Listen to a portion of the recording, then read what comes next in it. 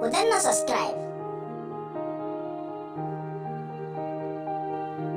Sannan ku danna alamar ƙararrawa domin ci gaba da samun shirye-shiryenmu a kodayaushe da zarar mun dora.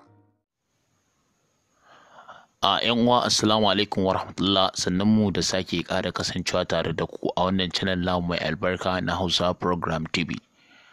Ga sababbi muna roƙon ku da ku daure ku danna mana subscribe da alamar ƙararrawa domin ci gaba da samun shirye-shiryenmu.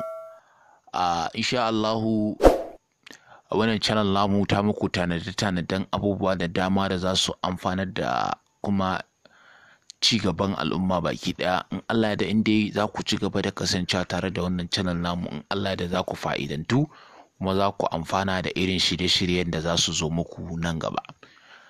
Insha Allahu za mu nuna muku yadda za ka ƙara ƙarfin network ɗinka daga 3G zuwa 4G, daga 4G zuwa 5G, da kuma 2G zuwa 3G.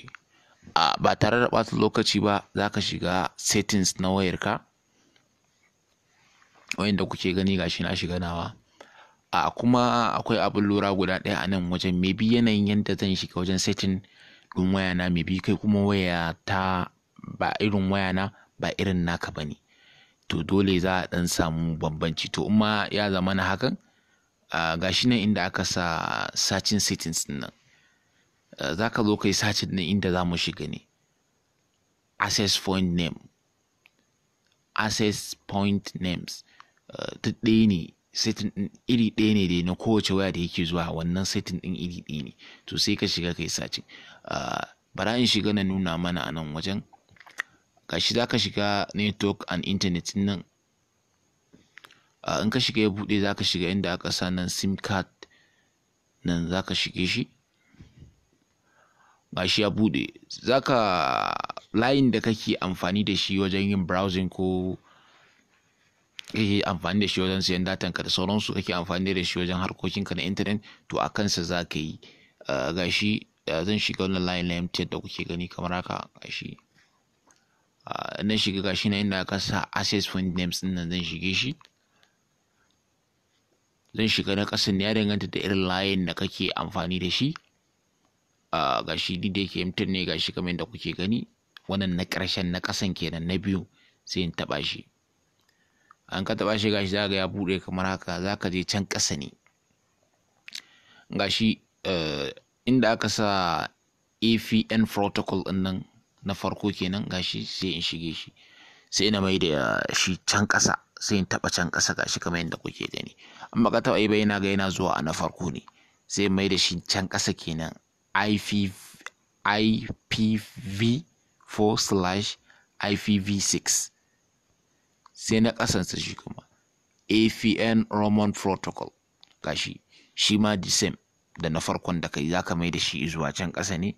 In kai shi kenan, gashi ka saita wannan, sai ka fita daga wayarka, sai ka je Play Store na wayarka, sai ka yi downloading ɗin wani application guda ɗaya. Gashi bara mu shiga Play Store. Gashi da yake yana kai ma, gashi nan sunan application ɗin 4G only network mode, kamar yadda kuke gani. In kai satin, in baka da shi, za ka ga ya sama inda aka sa open ɗin nan, inda na zagaye, za ka ga ya sama install. In kuma kana da shi, kamar yadda kuke gani na da nake ina da shi, gashi ya samu open. Gashi sai in shiga open.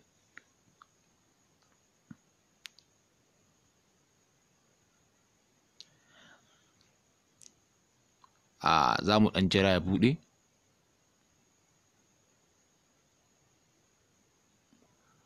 Gashi daga ƙasa na inda na zagaye, gashi nan an sa open secret settings, za ka shiga.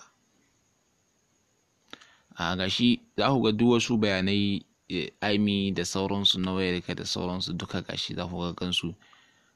Bayan ya buɗe, za ka zo ka taɓa nan wajen, na inda na zagaye ɗin nan, za ka taɓa shi, sai ka ɗan taɓa nan wajen na ƙarshen nan.